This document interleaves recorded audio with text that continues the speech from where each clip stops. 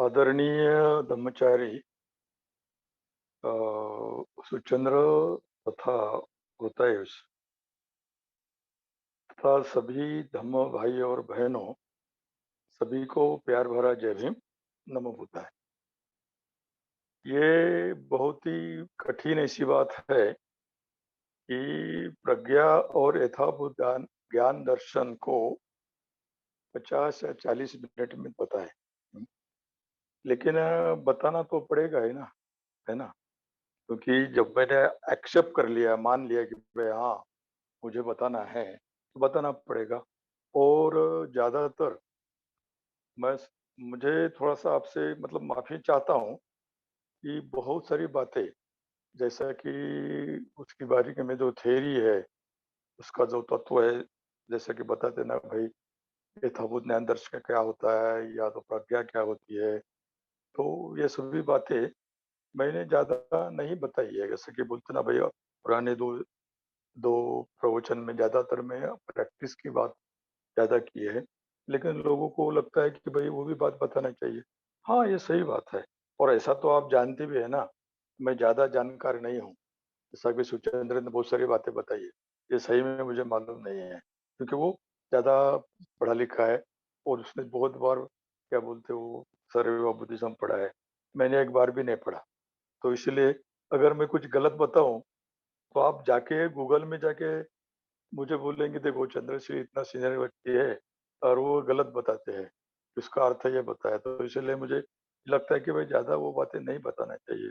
अगर बताऊंगा तो आपको मतलब बुरा लगेगा ना, बोलेंगे भाई इतने ही सीनियर आदमी ऐसे कैसे गलत बताते हैं। नहीं, हाँ, मैं इस प्रवचन में जितना हो सके प्रयास करूंगा कि भाई कैसे मतलब समाधि से यथाभूत ज्ञान दर्शन होता है या तो कैसा समाधि किसको कहते हैं, ये बताने का प्रयास करूंगा। मुझे मुझे थोड़ा सा, जैसा कि मैंने पहले प्रवचन से बताने का प्रयास किया है, भाई बुद्ध की बहुत सारी क्वालिटीज है, बहुत सारे गुण हैं, लेकिन मैं इस प्रवचन में खाली दो ही बात को लेके आपको मैं बताने का प्रयास कर रहा हूँ कि भाई देखो, तो मुझे लगता है कि ये चीजें जो अगर आप समझ जाएंगे, हाँ, तो लगता है कि अच्छी बात होगी। लेकिन 1 मिनट, हाँ। हुँ, तो मुझे लगता है कि ये सभी बातें आपको स्पष्ट बहुत बार क्या होता है कैसा करें। 1 minute, 1 minute, 1 minute, 1 minute, 1 minute ज़रा मैं थोड़ा-सा ये कर रहा हूँ। तो आपको ये पता होना चाहिए कि भई मैं आपको क्या बताने जा रहा हूँ, हाँ? और दूसरी बात ये है कि बहुत सारी बातें समझाने के बजाय मैं आपको मतलब क्या बोलते हैं बाबा साहब की दीक्षा के बारे में आपको मतलब बताने का प्रयास करूंगा। अभी 1956 में जब बाबा साहब ने आप लोगों को दीक्षा दी थी, और आपको पता भी है कि बाबा साहब ने दीक्षा पहले वो चंद्रमणि से ली थी और चंद्रमणि के बाद में उन्होंने आपको दीक्षा देने का प्रयास किया। वो बताते हैं कि भाई जिसको भी धर्मांतर करना है वो खड़े हो जाए। सवाल क्या है इसलिए खड़े हो जाए, इसका कारण क्या था कि ये ऐच्छिक है बौद्ध धर्म, इसलिए अपना हाथ ऊपर करो, बोले जिसको धर्मांतर लेना है वो फिर उन्होंने दीक्षा दे दी, जिसमें बाबा साहब ने, आप जानते हैं, मुझे बताने की जरूरत नहीं। मुझे तो ये मालूम ही नहीं था कि मैं बहुत छोटा था उस समय में, लेकिन लोग बताते हैं, मेरे मित्र शैलेंद्र मोदी बताते हैं कि कैसी कैसी कैसी बातें हो गई उस समय। तो क्या होता है कि बाबा साहब ने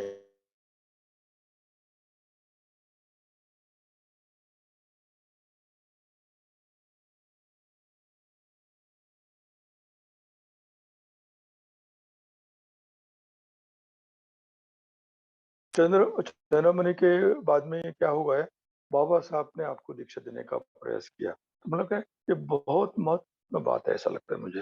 वो क्या बताना चाहते हैं कि भाई जो भी व्यक्ति शरण गमन करता है और आचरण करता है, वो किसी को भी आचरण करने के लिए प्रेरित कर सकता है। उसको भिक्षु से ही दीक्षा लेने की आवश्यकता नहीं है। एक बात बताने का प्रयास किया बाबा साहब ने। और दूसरी बात जो सबसे महत्वपूर्ण है, जो हमें समझना चाहिए, हर एक व्यक्ति को, वो नया क्यों ना हो, मतलब जो चाहता है कि बौद्ध धर्म में आना है, उसको ये बात समझना चाहिए कि बाद में बाबा साहब ने अपनी खुद की बनाई हुई 22 प्रतिज्ञा प्रतिज्ञा है क्या, 22 वॉव्स बोलते हैं अंग्रेज में उसको, वो दे दी है। अभी उसके पीछे क्या राज होगा, मुझे लगता है ये बहुत महत्व की बात है।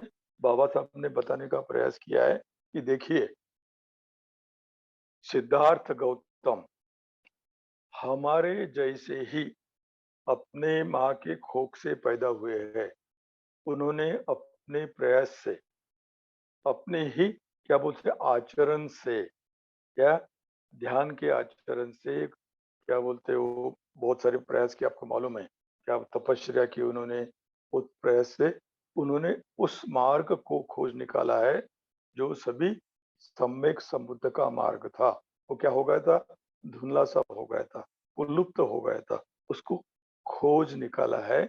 और खोज निकालने के बाद में आपको वो बताया है। ये बाबा साहब ये बताना चाहते हैं कि भाई आपको अगर धर्मांतर करना है, अगर आपको बौद्ध धर्म का आचरण करना है, तो ये बात आपको स्पष्ट ढंग से समझना चाहिए कि बुद्ध किसी भी प्रकार का, क्या बोलते हो, ईश्वर नहीं थे। हाँ, क्या बोलते, किसी ईश्वर के पुत्र भी नहीं थे, किसी अल्लाह के अंतिम प्रेषित भी नहीं थे, दूत भी नहीं थे, और कोई वो परमे परमेश्वर भी नहीं थे। ये बात तो आपको मान्य करना चाहिए, स्पष्ट होना चाहिए कि भाई जो उन्होंने प्राप्त किया वो आप भी प्राप्त कर सकते हैं। और ये बहुत बड़ी बात है, मुझे लगता है ये बहुत बड़ी बात है जो हमने ख्याल में रखना चाहिए। अगर हमने ख्याल में नहीं रखा तो शायद हम भूल जाएंगे कि भाई ये कभी बाहर से चीज आई है ना, बाहर से आई, भगवान ने लिखी है वगैरह वगैरह, ऐसी कुछ बात नहीं है। ये इतिहास है। इसी 6 इंद्रियों से अगर आप अनुभव करते हैं, आप भी बुद्ध के मार्ग पर चल सकते हैं और आप भी मुक्त हो सकते हैं। तो आपको पता है, जैसा कि मैंने बताने का प्रयास किया कि भाई दुख के अनुभूति से श्रद्धा का उगम होता है ना, ये बताया है। मतलब उन्होंने बताया कि भाई उसके बाद में श्रद्धा के अनुभूति से आनंद का क्या उगम होता है, मतलब प्रमोद जी का उगम होता है, और प्रमोद के अनुभूति से क्या बोलते हैं, प्रीति का उगम होता है। ऐसे ही ये आगे चलते चलते आसव क्षय ज्ञान चला जाता है, ये आपको पता होना चाहिए। और इसीलिए समाधि और यथाभूत ज्ञान दर्शन बीच में आ जाती है ना। अभी आज का जो प्रवचन है, दो बातों में होता है। एक समाधि क्या है, नहीं, वो बहुत ही महत्वपूर्ण बात है, समझना चाहिए भाई समाधि क्या है, और यथाभूत ज्ञान और दर्शन क्या है, ये भी आपको स्पष्ट होना चाहिए। तभी आप बौद्ध धर्म के लिए आचरण करने के लिए तैयार हो सकते हैं। बहुत बार लोग बताते हैं कि बौद्ध धर्म का आचरण करना ये बहुत कठिन है। ऐसा देखा जाए तो वो बिल्कुल कठिन नहीं है, बिल्कुल ही सरल है। जो आदमी प्रामाणिक है, जो आदमी क्या बोलते हैं वो थोड़ा सा जागरूक है, जो आदमी थोड़ा सा चिंतनशील है, वो सभी आदमी इसका अनुभव ले सकते हैं, वो भी बुद्ध जैसा मुक्त हो सकते हैं। कभी बातें ऐसा है कि भाई कभी कभी क्या होता है, लोग समझते हैं कि सत्य की ओर जाने वाला मार्ग है ना, क्या मैंने बताया ना कि भाई थियरी और प्रैक्टिकल, नहीं, थियरी और मेथड्स, है ना, थियरी और मेथड, या प्रिंसिपल और मेथड्स, ऐसा बताते ना, अंडरस्टैंडिंग एंड रियलाइजेशन, अंग्रेजी में बोलते हैं वो, समझ और उसकी उमझ, उसका अनुभव लेना। क्योंकि बहुत बार ऐसा लगता है लोगों को, मुझे एक मित्र मुझे बता रहे थे कि देखिए, बोले क्या है ना, अगर अगर शब्द को अच्छी ढंग से बता दिया सत्य को, तो सत्य भी थरथरता है बोलते, अभी मैंने बोला भाई अगर वो सत्य तरता है तो सत्य कैसा हो सकता है? लेकिन हमारे पास बहुत सारे ऐसे शब्द है सत्य के बारे में बताने के लिए, हम बताने का प्रयास करते हैं। लेकिन बुद्ध बताते हैं सत्य के बारे में जब से मुझे उसका ज्ञान हो गया, तब से जब तक मेरा देहांत नहीं हो गया, तब तक सत्य के बारे में एक शब्द भी मैंने नहीं उच्चारा है। अभी ये क्या बताना चाहते हैं कि सत्य जो है शब्दों से परे है। शब्द की इतनी क्षमता नहीं है कि वो सत्य की परिभाषा करे। लेकिन हमारे लोग बहुत होशियार हो गए, बहुत सारा इंटरनेट आया, बहुत सारी चीजें आ गई है, इसलिए उनको लगता है कि ये सत्य है और वो सत्य है। थोड़ी सी थोड़ी सी एक बात बताना चाहूंगा मैं आपको कि कभी कभी क्या होता है, बहुत बार लोग सवाल खड़े अच्छे नहीं कर सकते, इसलिए नहीं करते हैं। अगर मान लीजिए कि मैंने पटाचारा की बात पहले प्रवचन में बताई थी मैंने कि भाई पटाचारा पगली क्यों हो गई है? कोई बता सकता है पगली क्यों हो गई है? मुझे नहीं लगता कोई बता सकता है। इतनी पगली हो गई है कि वो वस्त्र भी पहन नहीं सकी, अपने बाल भी नहीं संवार सकी। हाँ? क्यों पगली हो गई है? अब लेकिन उसने आत्महत्या नहीं की। देखो, ये बहुत महत्व की बात है। उन्होंने आत्महत्या क्यों नहीं की और वो पगली क्यों हो गई? ये सब बुद्ध जानते थे, है ना? उसके मन में ये सवाल था कि मैं अभी किसके लिए जीऊँ? क्योंकि उसके लिए कोई बचा ही नहीं था ना।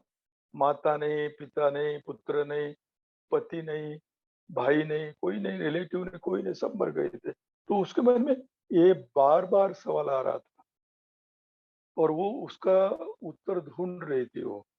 और वो क्या हो गया, उसका क्या बोलते पुण्य कर्म हो गया, इसलिए बुद्ध के सामने बैठी, जहाँ बुद्ध प्रवचन देने वाले थे। लोग उसको हटा रहे थे, नहीं बाहर हो जाओ, बाजू में हो जाओ, लेकिन बुद्ध ने क्या बोला, रुकिए। उन्होंने एक ही वाक्य बोला उसको, बोला बेटी होश में आ। एक ही वाक्य थे, बेटी होश में आ, 3 शब्द है। और क्या हुआ, क्या आश्चर्य हो गया कि पटाचारा को ख्याल में आ गया, होश में आ गई, उसको पता चला कि उसके आंग पर वस्त्र नहीं है। और वो बुद्ध को बता रही, रोते रोते बता रही कि पति सांप काट के मर गया, बच्चा बह गया, एक बच्चा चिल उठा के ले गई, बहुत सारी बातें वो बताती रही। और क्या बोलते, रोते रही। तो बोलती बुद्ध, देखो ये बहुत महत्व का है बोला, ये बहुत महत्व का है जिसके तरफ हम नजरअंदाज करते हैं। बोलते बेटी आज तक तू इतनी रोई, इतनी रोई, इतनी रोई, अगर आंसू जमा करते तो महासागर बन जाता। देखो, इसका मतलब उसने इतने जन्म लिए, इतने जन्म लिए, इतने जन्म लिए कि दुख वो सहते रहे। क्यों? क्योंकि वो अपना आदर्श बाहर देख रहे थे। क्या बोलते हैं उसको? कृत्रिम आदर्श बोलते हैं। बेटा है, माता है, पिता है, पति है, बहन है, भाई है, उसके लिए जी रही थी वो। और वो बुद्ध बताते हैं बेटी, ये कोई भी आपको कायम सुरक्षा नहीं दे सकता है, कोई भी व्यक्ति, माता पिता पुत्र जो भी। लेकिन उस पगली को समझ में आ गया। लेकिन बोलते तो सही जगह पर आई जहाँ 3 रत्न जिंदा है। और पता है आपको कि पटाचारा ने शरण गमन किया और उसका आचरण किया और उसके बाद में वो अरंत हो गई। पगली, इतनी बड़ी बात है, एक पगली मुक्त हो सकती है, कितनी बड़ी उपलब्धि है। तो मुझे लगता है इस पर गौर करना चाहिए कि भाई बुद्ध का मार्ग कैसा है। तो मैं बताना चाहता हूँ कि भाई यही बात है, आगे आगे चल के बुद्ध बताते हैं कि भाई अंतिम क्षण जब आता है तो बुद्ध बताते हैं कि कुछ शिक्षा दो। बुद्ध ने क्या बताया है? सभ्य संखारा अनित्य, हाँ, सभ्य संखारा अनित्य, अपमादेन संपादित। ऐसा बताते हैं ज्ञानी लोग। ये बोलते इसी में सभी धर्म आया है, पूरी तरह से धर्म आ गया है। जैसा बोलते ना, तत्व भी आ गया है, 3 रत्न भी आ गए हैं। अगर इसका कोई आचरण करते हैं तो भी वो मतलब मुक्त हो सकता है। फिर थोड़ा-सा इसकी चर्चा करना बहुत आवश्यक है। मुझे लगता है कि भाई हाँ, सभ्य संकार अनित्य मतलब क्या है?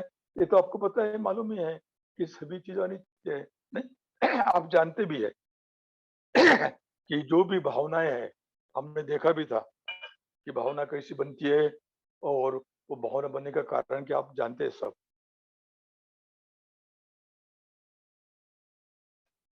तो मालूम है आपको कि भाई बोलते हैं क्या बोलते हैं? ये सभी अनित्य है। क्या बोलते हैं? देखो बहुत सारी बातें बताती है बोला। क्या बोलते हैं? नकारात्मक भावनाएँ और सकारात्मक भावनाएँ, दोनों भावनाएँ अनित्य है, दुःख कारक है। अभी देखो बहुत बड़ी बात है। सुरेशचंद्र ने बहुत सारी बातें बताई कि भाई बहुत सारा क्या होता है, क्या वस्तु बुद्ध ने क्या बताया, मुझे पता नहीं, उन्होंने बताया लेकिन है मालूम है आपको, ठीक है? अलग-अलग ढंग से उसको बातें करते हैं। तो क्या है? वो क्या बोलते हैं? श्रुति पूर्वक कार्य करो। क्या बोलते हैं? हमारे धर्मचर्य की दीक्षा होती है ना, तभी भी ऐसा ही बोलते हैं कि भाई आपने त्रिशरण और 10 सील ले लिया है, अभी क्या करो? स्मृति पूर्वक आचरण करो, कार्य करो। अभी क्या होता है? बहुत बार हमने बोला ना, स्मृति पूर्वक तो बोलते जागृति पूर्ण कार्य करो, ऐसा बोलते हो। सही बात है, लेकिन जागृति का क्या अर्थ होता है? स्मृति का क्या अर्थ होता है? ये ज्यादातर लोग नहीं जानते। लेकिन जिसको कहीं जाना है, तो उसको जानना ही पड़ता है कि स्मृति का क्या अर्थ होता है। नहीं, स्मृति का क्या अर्थ होता है? स्मृति का अर्थ स्मरण होता है, याद करना होता है, रिकलेक्शन होता है। लेकिन बहुत बार लोग क्या समझते हैं कि पुरानी घटनाओं को याद करो, ऐसा नहीं उसका अर्थ। वो क्या बोलते हैं कि अभी कैसे है आप, अभी कहाँ है। मान लीजिए अगर कहीं भी आपको जाना है, तो पहले आप कहाँ है वो मालूम करना बहुत आवश्यक है। अगर कोई आदमी नागपुर से वहाँ जाना चाहता है, तो उसको एक्सेप्ट करना चाहिए कि वो उस समय नागपुर में है। कोई आदमी अहमदाबाद से आना चाहता है, तो उसको ये पता होना चाहिए कि उसको वो अहमदाबाद में है। कोई आदमी दिल्ली से आना चाहता है, तो क्या है, हर एक के मार्ग अलग-अलग होने के बावजूद भी उसका आदर्श एक है, उसके वहाँ जाना है। लेकिन उसको अलग-अलग ट्रेन से या अलग-अलग गाड़ी से या क्या बोलते हैं एरोप्लेन से भी आ सकते, कोई साइकिल से आता, कोई पैदल भी आ सकता, वो बात अलग है। क्या मतलब अभी आप कहाँ हैं, ये इसका पहला अंग है स्मृति का कि भाई कहाँ है और कहाँ जाना है, मतलब आजा जाना है। नहीं, अपने उदाहरण से और कैसे जाना है तो आप डिसाइड कर सकते हैं।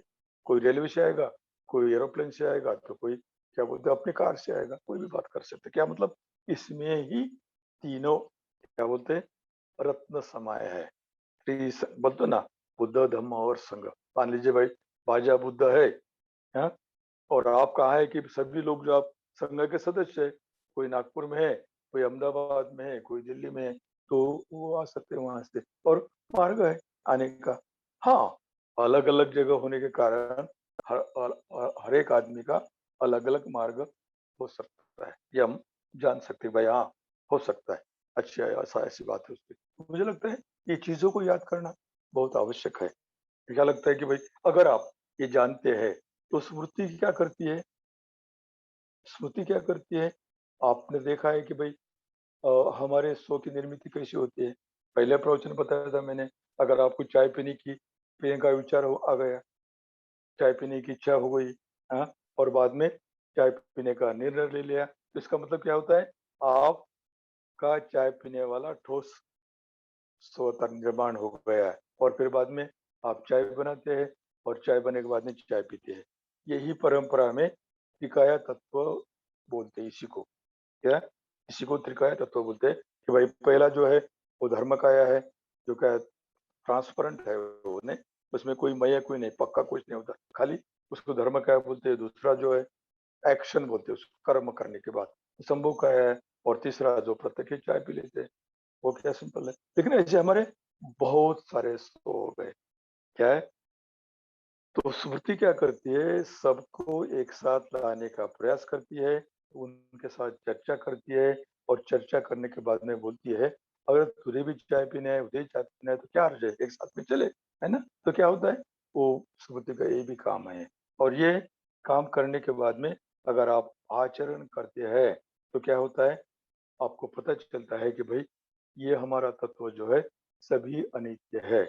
उसको समझाते हैं, स्मृति क्या करती है, उनको समझाती है कि भाई देखो, शुरू में आपको यहाँ हो, आपको वहां जाना है, ऐसा ना।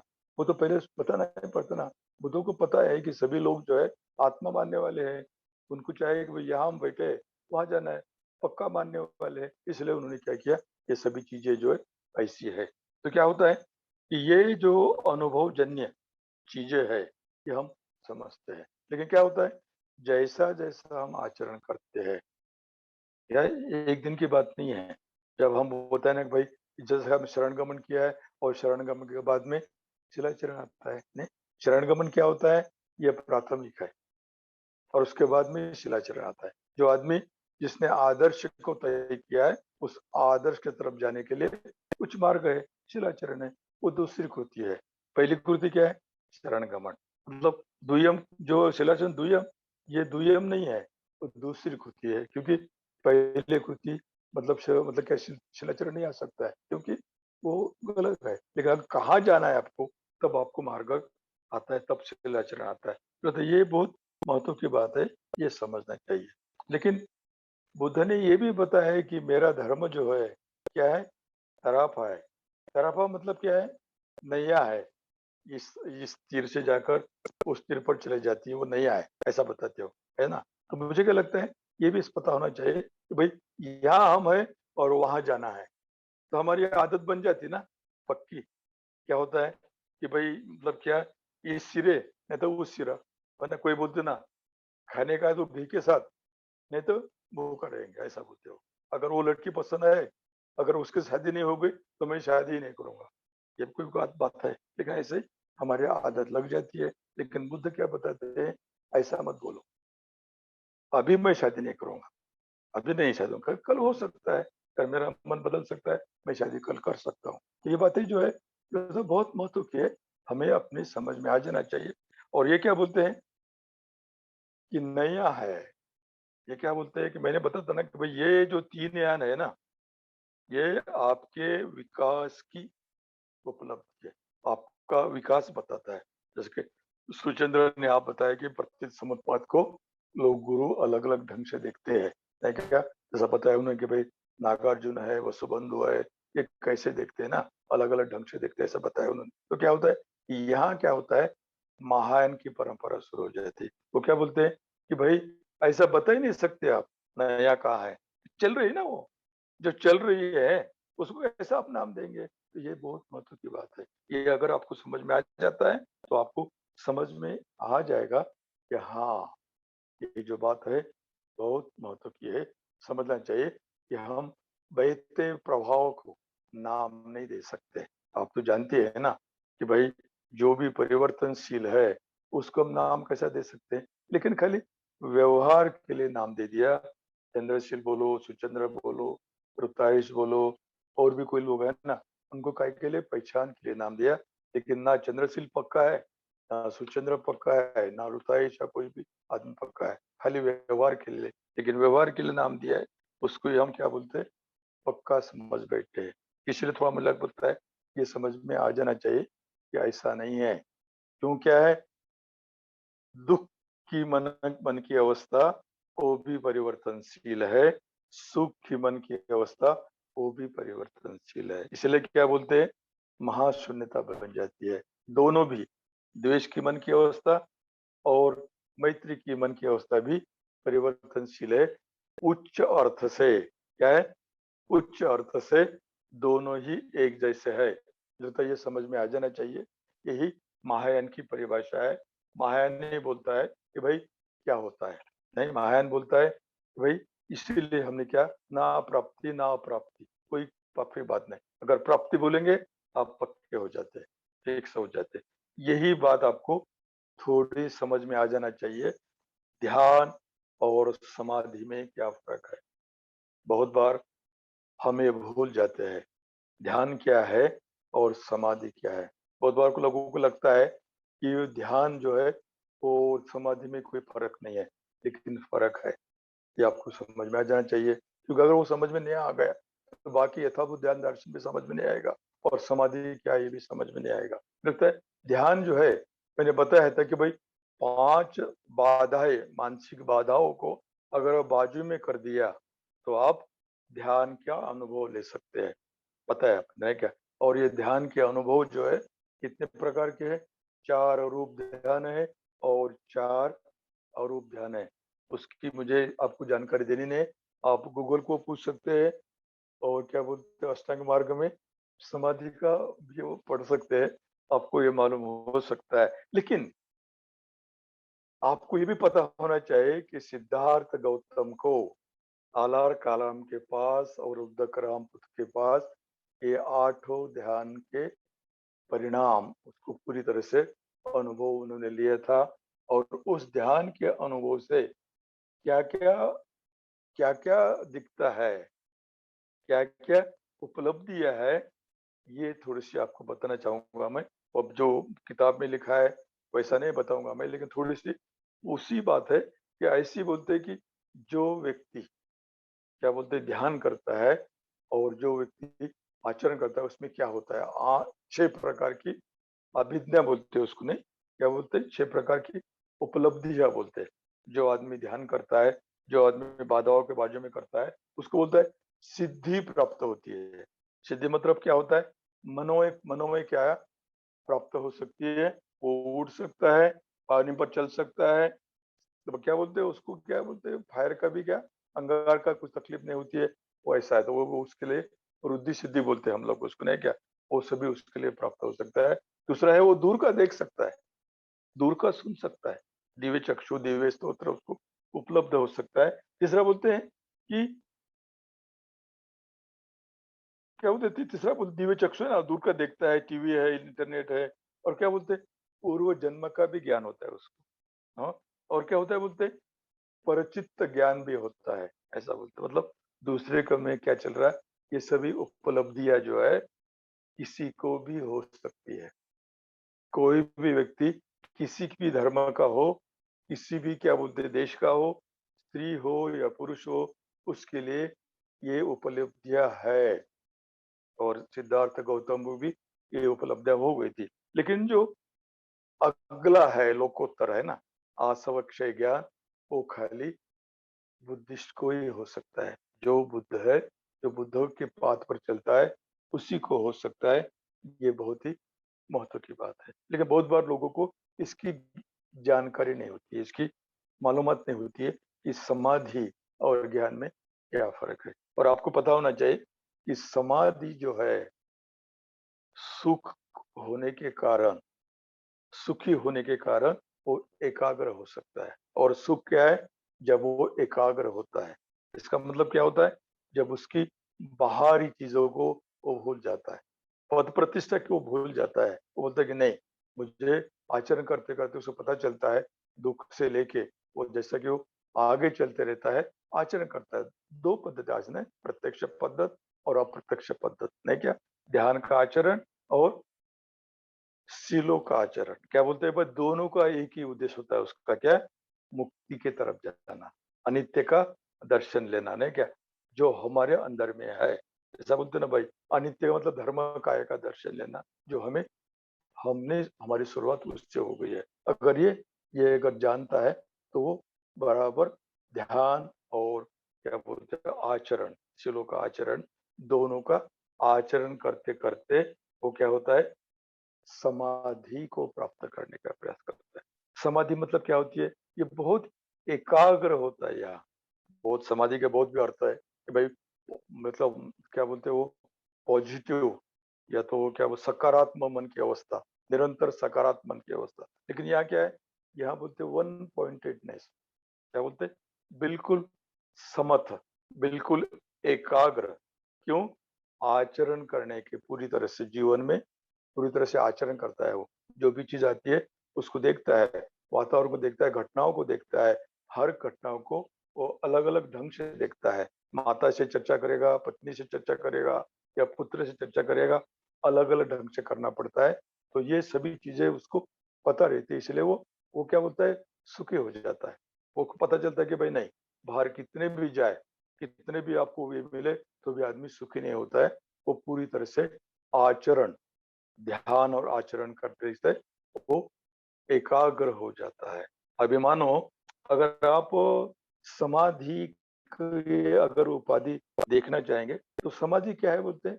समाधि जो है ना, गरजने वाली शांति है। क्या बोलते हैं? गरजने वाली शांति है ना, थंडरबोल्ट साइलेंस ऐसा बोलते समाधि को।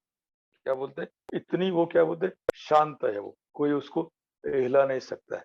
इसी को बौद्धों में ऐसा बताते हैं, इसी को बौद्ध भाषा में बताया है कि समथ और विपश्यना उसका भाषा है। समथ और विपश्यना इसका मतलब क्या है? स्थिर और खुला होना। क्या है? स्थिर और खुला होना। अगर वो आदमी ऐसा रुकता है, ऐसा आचरण करता है, तो उसके सामने वो वो चीज घट जाती है कि जिसके कारण वो क्या बोलते हैं? अस्तित्व का सत्य दर्शन ले सकता है। क्या बोलते हैं? अस्तित्व का सत्य दर्शन ले सकता है। लेकिन उसके पहले भी आपको ये पता होना चाहिए कि भाई सही में इसका क्या अर्थ होता है? ये जो शांति है, समाधि जो है, गरजने वाली शांति जो है, उसका क्या अर्थ होता है? थोड़ा-सा और आगे जाएँगे कि भाई बुद्ध को जब पूछा गया था कि जब आपका मृत्यु होगा या महापरिनिर्वाण होगा, तो आपके शरीर की जो चीज़ें हैं, उस पर क्या करें? तो बुद्ध ने बताया था कि देखो, उनके पास चिवर था, चिवर को ऐसा घड़ी करके किया और चौकोन बना दिया और उसके ऊपर अपना क्या बोलते हैं? भिक्षा पात्र रख दिया। भिक्षा पात्र का मतलब क्या है कि भाई उसको ऊपर स्तूप बनाओ। क्या होता है? स्तूप जो मतलब ये है ना, जो आदमी ध्यान करता है ना, उसकी वो उपलब्धि है। क्या बोलते हैं? स्तूप क्या है? उसका वो क्या बोलते हैं? प्रतीक है। ध्यानी आदमी का वो प्रतीक है और ध्यानी आदमी जो है, उसकी जो बंद शक्ति है, वो खोलना चाहता है। क्या बोलते हैं? उसकी शक्ति जो है, बहुत जन्मों से, बहुत कर्म करने से, बहुत सारी शक्ति बंद हो गई है, अजागृत हो गई है।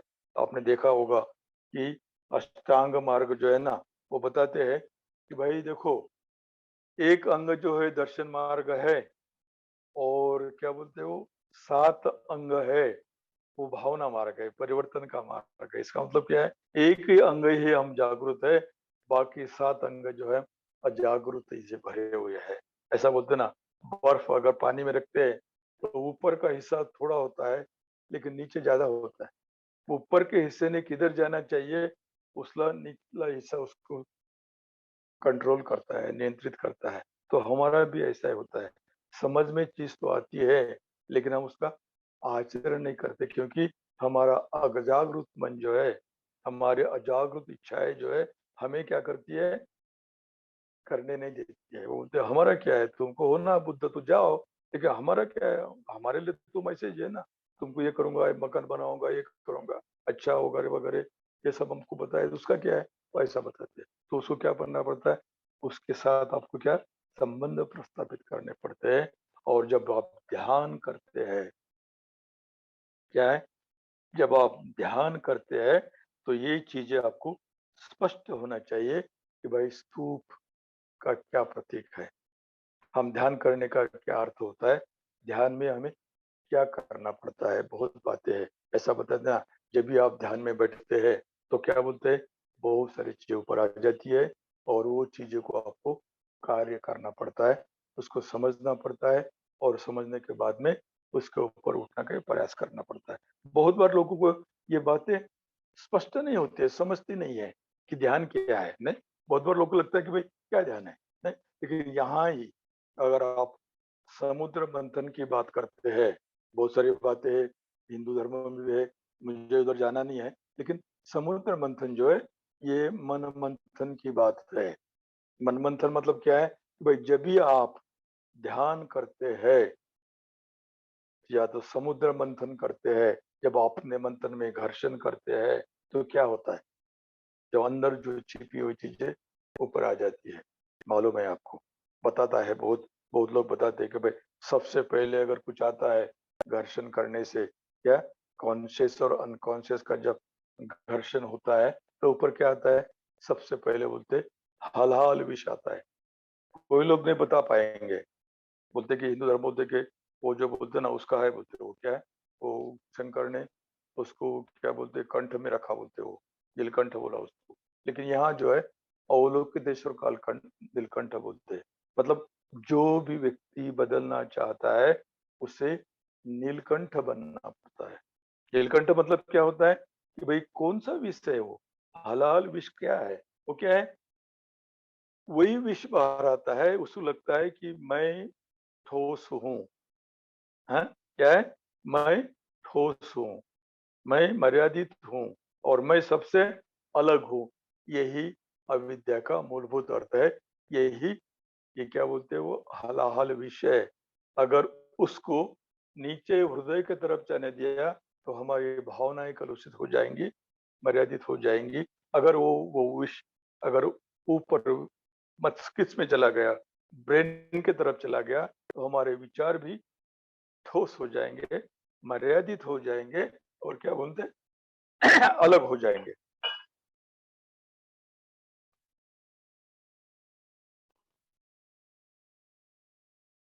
तो ये बातें अपने समझ में आ जाना चाहिए। अगर ये बात समझ में आ जाती है तो क्या होता है कि जो भी चीजें ऊपर आ जाती है ना, जो भी चीजें ऊपर आ जाती है उसको नाम देने की आवश्यकता नहीं, आने दीजिए और जाने दीजिए। क्या बोलते हैं, आने दीजिए और जाने दीजिए। और ये करने से क्या हो जाता है कि आपका जो अनकॉन्शियस मन है वो खुला हो जाता है। जहाँ शक्ति बंद है वो खुली हो जाती है और अपने आचरण के लिए वो उपलब्ध हो जाती है। तो ये बहुत महत्व का है ये समझना। ध्यान करने वाले आदमी को शक्ति कोई भी हो, द्वेष के लिए बंद हो गई हो, क्या बोलते हो मैत्री के लिए बंद हो गई हो, कर्म करने से वो शक्ति है, उसको क्या नाम देने का है। बोलते ना भाई बहती धारा को नहीं, क्या नाम देने का है। वो तो बोलता है ना, क्या बोलते वो गुलजार, प्यार को प्यार ही रहने दो, कोई नाम ना दो, ऐसा बताते। तो अभी ऐसा बताने के बाद में क्या जरूरत है नहीं। तो क्या है, हम नाम देते हैं क्यों, बंदे व्यवहार के लिए नाम देते हैं, ये समझ में आ जाना चाहिए। लेकिन अब अगर यहाँ आपको ये बातें समझ में आ जाती है तो धीरे धीरे आपकी अनकॉन्शियस शक्ति जो है खुली हो जाती है। और खुली होने के बाद में क्या होता है, आप स्थिर होने के बाद में, शक्ति खुली होने के बाद में क्या होता है, आपके धम्म चक्षु खुलते हैं। क्या बोलते हैं, धम्म चक्षु खुलते हैं। और जैसा कि आप जानती है, बताया है, माँ चक्षु है एक, एक दिव्य चक्षु है, एक धम्म चक्षु है। वो जो जैसा है वैसा देखते हैं। और प्रज्ञा चक्षु जो है अपने आशय क्षय ज्ञान नष्ट हो गए वो देखते हैं। और समंत चक्षु से जो बुद्ध है वो अपना देखते हैं, दूसरे प्राणियों को भी देख सकते हो, इसलिए वो समंत चक्षु हो गए। लेकिन क्या होता है, ये धम्म चक्षु जब खुलते हैं क्या होता है, हम क्या बोलते, हम बहुत बड़ा परिवर्तन होता है हमारे अंदर में। क्या बोलते, बहुत बड़ा परिवर्तन होता है। और वो परिवर्तन जब होता है तो हम ऐसा बोलते हैं कि भाई एक ही अनुभव के, क्या बोलते हैं, एक ही अनुभव है लेकिन उसके पांच पांच अलग आयाम है। क्या बोलते हैं, पांच अलग आयाम है। तो क्या बोलते हैं, जिसको भी हमने बोल देंगे ना, अभी यहाँ यहाँ ही आपको पता होना चाहिए कि ये जो चीजें है, जैसा कि हम समाधि का आचरण करने के कारण, समाधि का अर्थ हम स्थिर होने के कारण, और क्या है, हम खुले होने के कारण हम अस्तित्व को जैसा है वैसा देख सकते हैं। तो यहाँ हम, मुझे लगता है कि समाधि संपन्न होने के बाद हाँ, उसका जो परिणाम है वो है यथाभूत ज्ञान और दर्शन। क्या है, मुझे लगता है कि ये बहुत महत्व की बात है कि अगर ये अगर आपको समझ में आ गया है तो मुझे लगता है कि हम, क्या बोलते हैं, जो संसार में आने के लिए जो 10 बंधन है उसमें से 3 बंधन को हम तोड़ के, मतलब क्या, उस प्रवाह में शामिल हो जाते हैं जो प्रवाह हमें क्या करता है, बुद्धवत्व कर ले जाता है। अभी बोलेंगे भाई आर्य संघ के सदस्य कौन है, लोग ऐसे बताते हैं, मैंने बहुत बार सुना है कि जो श्रोतापन्न व्यक्ति है वही आर्य संघ का सदस्य है। लेकिन मुझे लगता है अगर आप संज्ञा वंदना पढ़ते हैं तो उसमें बताते हैं, क्या बोलते हैं, अभी मेरे पास वो किताब नहीं है, लेकिन बताते हैं कि भाई 8 पुग्गल, 8 अट्ट पुग्गल, और क्या बोलते हैं 4 जोड़ियां, नहीं क्या, 8 वो व्यक्ति है जो, क्या बोलते हैं, एक व्यक्ति है जो श्रोतापन्न के लिए प्रयास करता है, और वो जो श्रोतापन्न होता है, क्या मतलब होता है कि जो व्यक्ति प्रामाणिक है, नहीं, जो व्यक्ति जागरूक है, जो व्यक्ति श्रुतिमान है, जो व्यक्ति चिंतनशील है, वो व्यक्ति आर्य संघ का सदस्य है। लेकिन वो उस प्रभाव में तभी प्रवेश करता है जब वो 3 बंधन को तोड़ देता है, या जब उसके धम्म चक्षु खुलते हैं, या जब उसका शरण गमन जो है वो सही सही शरण गमन होता है, वही व्यक्ति बुद्ध पुत्र बन जाता है। और वही व्यक्ति जो बोलते ना, क्या बोलते, वो उसके लिए बुद्धत्व की गारंटी है। क्या बोलते, मैंने अपने किसी मित्र को मैं बताता था उल्लासनगर में कि भाई श्रोतापन्न क्या अवस्था है। मैं बताता था उल्लासनगर में है ना, अगर कोई व्यक्ति, बहुत रश होता है ना गाड़ी में, लोकल में, अभी तो मतलब लोकल बंद ही है, लेकिन उस समय में मैं बताता था कि भाई अगर कोई व्यक्ति इस गाड़ी में एंट्री करता है और बाकी कुछ भी नहीं करता है, तो भी वो विक्टोरिया टर्मिनस, अभी उसको छत्रपति महाराज, क्या बोलते हो, टर्मिनस बोलते नहीं क्या, ऐसा बोलते हो, छत्रपति शिवाजी महाराज टर्मिनस बोलते हो नहीं क्या, तो वहां पहुंच जाता है कुछ भी नहीं करने का। ऐसा ही जब व्यक्ति 3 बंधन तोड़ता है तो उस प्रभाव में शामिल हो जाता है, और वो प्रभाव जो है उसको बुद्धत्व तक ले जाता है। तो लगता है इसके बारे में थोड़ी चर्चा करने की आवश्यकता है। मैं नेहा को थोड़ा विनती करूंगा, अगर वो, मैंने कुछ एक चित्र निकाला था ध्यान के बारे में, ये था, क्या बोलते हो, मेडिटेशन ऑन निदान चैन, अगर उसका चित्र यहाँ शेयर करती है तो मुझे समझाने में और आपको समझने में ज्यादा दिक्कत नहीं जाएगी। तो मैं क्या समझता हूँ कि नेहा नेहा सुन रही क्या? जी सर।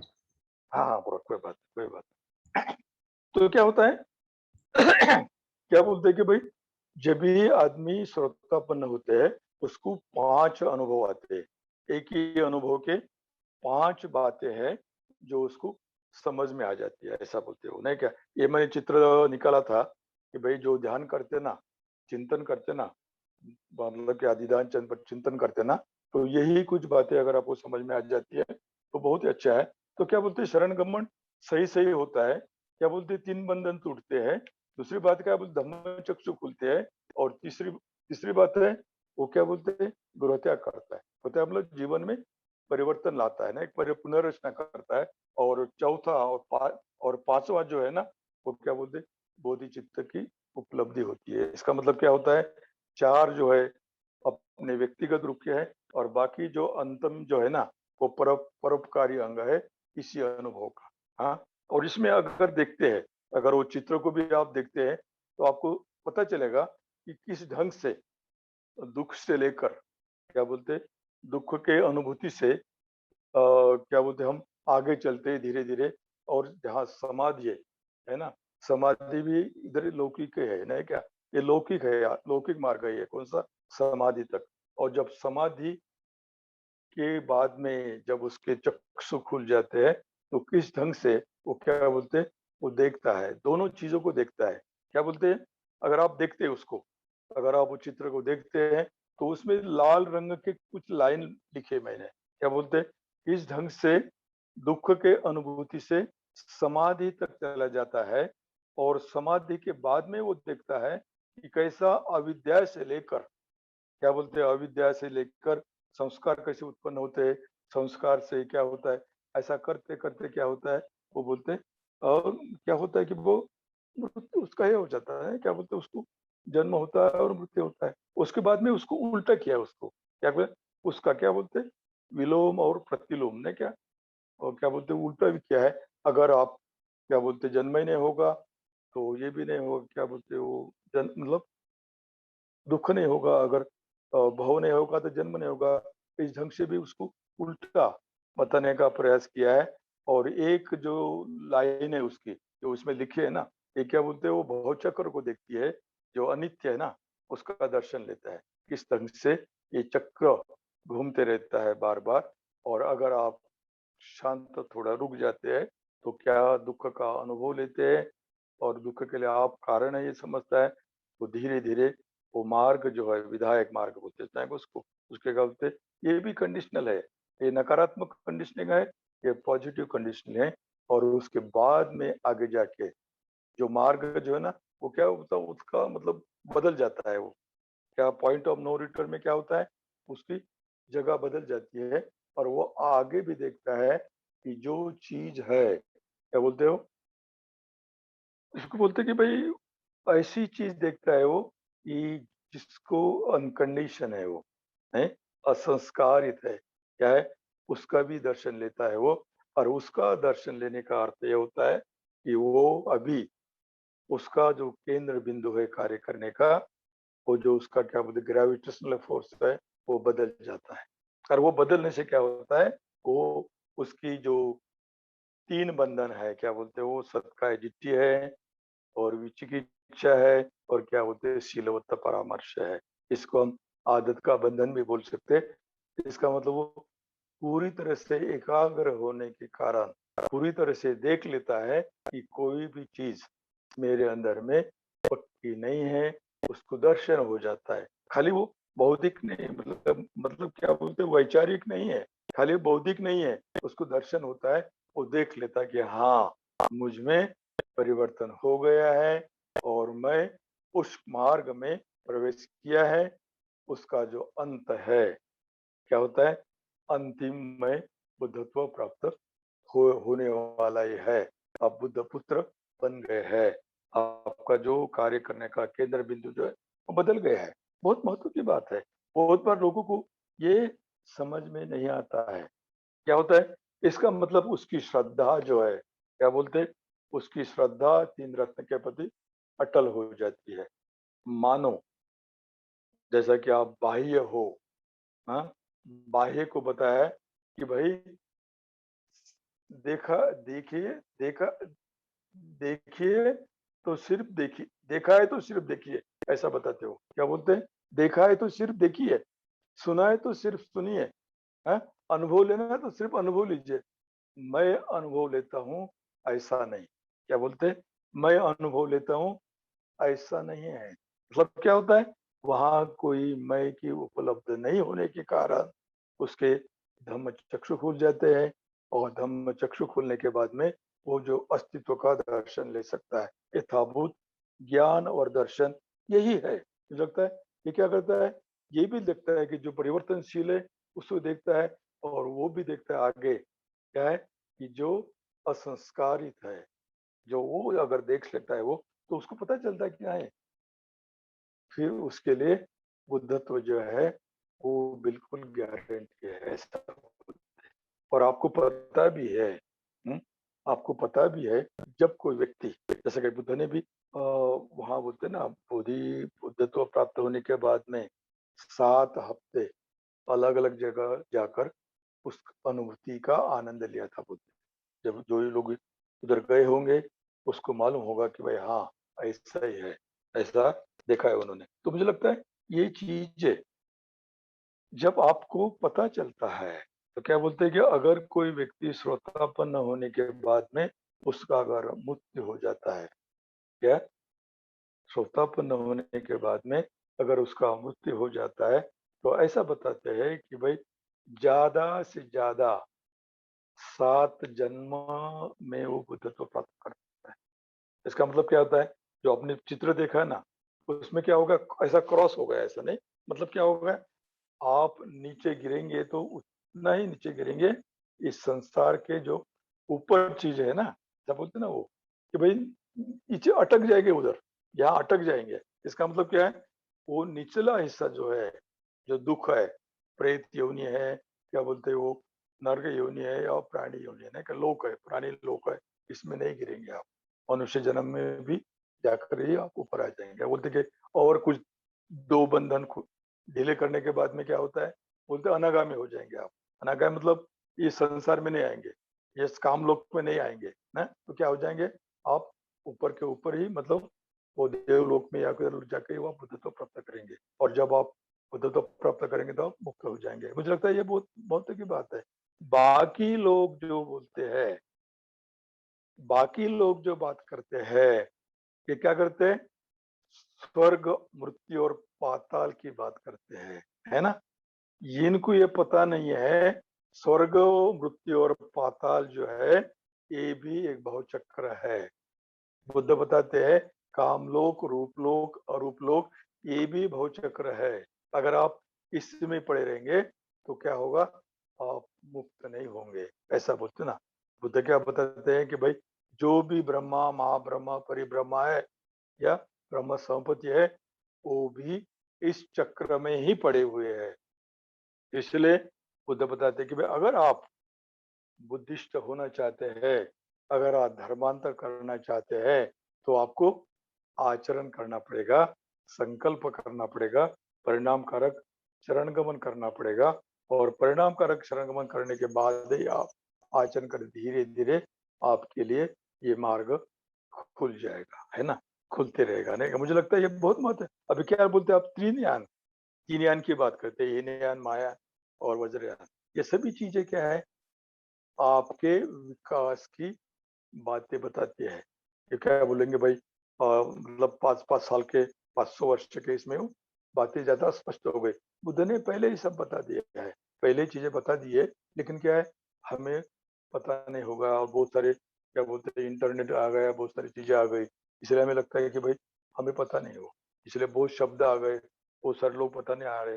लेकिन ढेर सारे लोग हैं जो धर्म का आचरण करने के बाद मुक्त हुए, कई सारे गुरु है। अभी भी बौद्ध धर्म का आचरण करने वाले लोग जो है ये आगे आगे जा रहे हैं, है ना। वो अभी भी उस पर कोई गदा नहीं आई है। कोई कोई लोग हमारे बहुत ही क्या बोलते हैं वो, मतलब क्या बोलते हैं, भाई है ना, वो बोलते हैं कि भाई बौद्ध धर्म जो है ना वो विज्ञान पर आधारित है। उनको पता नहीं है कि धर्म जो है, जो सनातन धर्म जो है वो विज्ञान पर आधारित नहीं है। विज्ञान की जो भी उपलब्धि है धर्म के वजह से आ गई है, लेकिन उनको समझता नहीं है कि धर्म जो है, जिस धर्म के आचरण को, जिस धर्म को बुद्ध शरण गए हैं, उस लोकोत्तर धर्म की बात करते हैं, जो सनातन धर्म की बात करते हैं, जिसका एक ही मकसद है, इस मानव को मुक्ति दिलाना। वो मानव कहीं का भी क्यों ना हो, भारत का हो, भारत के बाहर का हो, या स्त्री हो या पुरुष हो, वो उसको मदद करता है अगर वो प्रयास करता है तो। अगर कोई व्यक्ति चाहता है, अगर कोई चाहता है कि भाई बहुत चक्र में बंद हो गया है, उस कमरे में बंद हो गया है, अगर वो चाहता है अपनी कुंडी निकाले बाहर आ जाए, तो बुद्ध उसको मत करते हैं। इसलिए बुद्ध बोलते हैं भाई आप अंदर गए हैं, अगर आप बाहर आना चाहते हैं तो उस कुंडी को खोलो और बाहर आ जाओ। बिल्कुल सिंपल है, इतना कोई ये नहीं। जैसे कस्तूरी मृग घूमता है, कहाँ से सुगंध आए, कहाँ से सुगंध आए, लेकिन जब वो थक जाता है तो उसको मालूम पड़ता है कि अरे ये तो मेरा मेरे अंदर से आ गए सुगंध ने। तो क्या होता है, ऐसी ही कुछ बातें हैं। इसलिए जो कृत्रिम आदर्श को छोड़ के अगर आप नैसर्गिक आदर्श के को शरण जाते हैं, बुद्ध को शरण जाते हैं, धम्म को शरण जाते हैं और संघ को शरण जाते हैं, तो आप सबके लिए ये मार्ग उपलब्ध है। सभी लोग मुक्त हो सकते हैं। यथाभूत ज्ञान दर्शन यही बातें बताता है कि भाई आप श्रोतापन्न हो गए हो, आप उस मार्ग में क्या बोलते मतलब मार्ग में क्या बोलते, उस प्रभाव में चले गए हो। वो प्रभाव जो है बुद्धत्व में तब चले जाने वाला है। तो और ये बात बता के लता मैं ये प्रवचन संपन्न करने जा रहा हूँ। बहुत सारी बातें हैं, लोग बहुत डरते हैं, क्या मृत्यु को डरते हैं, करुणा को लेके डरते हैं। करुणा क्या है, उनको लगता है भाई करुणा चला जाएगा तो क्या हम अमर बनने वाले हैं। अरे करुणा तो जाएगा तो भी हम मरने तो वाले ही है, नहीं, मरने वाले हैं ना, जो जन्मा है वो मरने वाला है, नहीं। तो लेकिन इस भय से ऊपर उठने के लिए अगर आप एक बात करते हैं मैं करता हूँ, अगर आप उसको करने का प्रयास करते हैं तो सप्तांग पूजा में लिखा है, क्या है? सप्तांग पूजा में लिखा है, क्या बोलते हैं? वो क्या अंतिम है ना, वो क्या बोलते हैं? पुण्य तथा आत्म भावादि परित्याग, है ना? एवं सब करके मैंने जो पुण्यार्जन किया है उससे सब प्राणियों का, हाँ, सर्व दुख शमनकारी बनूं, जैसे पृथ्वी और महाभूत। मैं कैसा बोलता, अनंत कल्पों से उसको मत करते, वैसा ही मैं मदद करूं, जब तक वो बुद्ध का, क्या बोलते, सुख का अनुभव ना करे। अगर आप प्रामाणिकता से इसको करते हैं, मुझे भी लगता है, मैं भी ये करता था और मुझे भी लगता है कि मुझे मृत्यु भय से मुझे भी डर नहीं लगता है। जो आदमी आने वाला बने और अनित्य है, सब अनित्य है ना, तो क्या होता है, इससे ऊपर भी आप उठ सकते हैं। लेकिन क्या होता है, ये खाली बताने के लिए नहीं, पूजा में बोलने के लिए नहीं है, आपको ऐसा करना पड़ेगा, सही में आपको सबको त्याग देना पड़ेगा, बुद्ध और धम्म और संघ को अर्पण करना पड़ेगा, तब आप निर्भय हो सकते हैं। और ये निर्भयता पूर्ण मार्ग जो है, सरल सुंदर मार्ग है, अगर आप आचरण करते हैं तो मुझे लगता है आप भी एक दिन स्वतःपूर्ण हो जाएंगे और उस प्रभाव में चले जाएंगे, जो प्रभाव जो है बुद्धत्व तक चले जाता है। तो लगता है आपने बड़ा अच्छा सुना है और मतलब सुनने से कुछ लाभ मिला है, कुछ आचरण करेंगे, अच्छा लगेगा। धन्यवाद। नमो बुद्धाय। जय भीम।